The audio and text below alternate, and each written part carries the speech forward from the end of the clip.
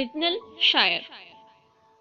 یار پتہ نہیں کیوں ایسا معلوم ہوتا ہے جیسے تم سب کسی ایک ہی استاد سے غزل کہلوا لاتے ہو. مشاعروں میں سنتا ہوں، رسالوں میں پڑھتا ہوں، سبوں کا ایک ہی رنگ نظر آتا ہے. خدا بھلا کرے فیض صاحب کا کہ انہوں نے اپنے بعد پھر کوئی اور اوریجنل شاعر پیدا ہی نہ ہونے دیا. صرف دو تین اس بھیڑ سے الگ معلوم ہوتے ہیں، جیسے جمیل الدین علی اور جعفر طاہر وغیرہ. آگے رہے نام اللہ کا. اچھا، شاعر صاحب نے جھلا کر کہا، سردار جعفری کے متعلق کیا خیال ہے؟ پتھر توڑتے ہیں.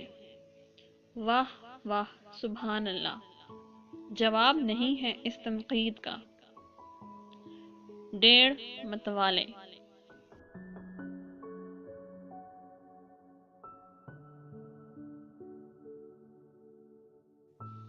عشقیہ شاعری.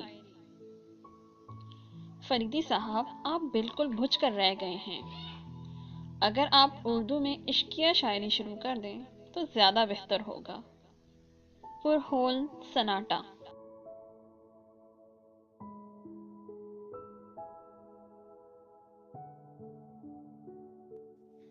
اردو کے عشقیہ ناول.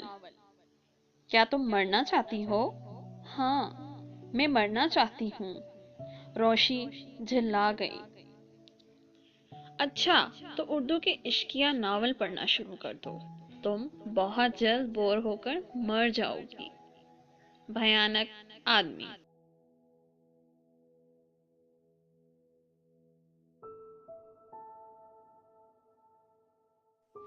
اردو شاعری میں قتل.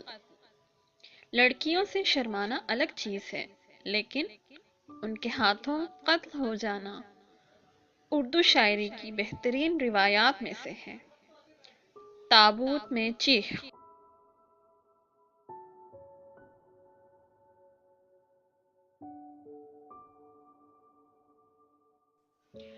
شاعری کا درد.